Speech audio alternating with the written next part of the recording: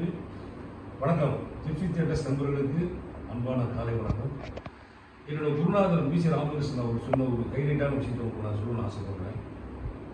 மனிதனோட வாழ்க்கை வெற்றிகரமான வாழ்க்கையா அல்லது சாட்டிஸ்ஃபைடு இருக்கவங்கள சந்தோஷமான வாழ்க்கையா அப்படின்னு பிரிச்சுக்கோங்க.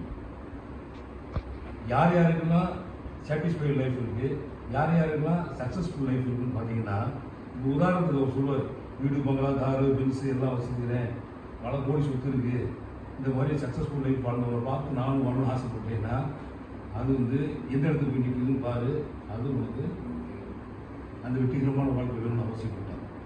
சாட்டிஸ்ஃபைட் லைஃப்னா என்கிட்ட சைக்கிள் தான் இருக்குது, ஒரு சின்ன வீடு இருக்குது, வயல் இருக்குது, வாய்க்கால் இருக்குது, இங்கேயே போட்டு இறைவன் கொடுத்து வச்சுக்க சந்தோஷமாக இருக்கேன், எனக்கு இதில் நிறையா பேர் இவ்வளோ கஷ்டப்படுறான் அப்படின்னு நினச்சி இருக்கலாம். என்ன வாழ்க்கையில் பொதுவாக முக்கியமான விஷயம் சொல்ல வராங்கன்னா, இந்த வாழ்க்கை பிறந்தது ஒரு தடவை தான், சின்ன வாழ்க்கை, இதில் சந்தோஷமாக இருக்கு மட்டும்தான் நம்மளுக்கு வேணும். சந்தோஷம் எதுன்னு கேட்கும்போது அண்டர்ஸ்டாண்டிங் தான் கேட்கும்போது, அண்டர்ஸ்டாண்டிங் மிஸ் அண்டர்ஸ்டாண்டிங். அண்டர்ஸ்டாண்டிங் லைஃப்பில் என்ன, நம்ம சொல்கிறதெல்லாம் கேட்டு நம்ம பிடிச்சமாக இருக்குங்கிறது அண்டர்ஸ்டாண்டிங் லைஃப்.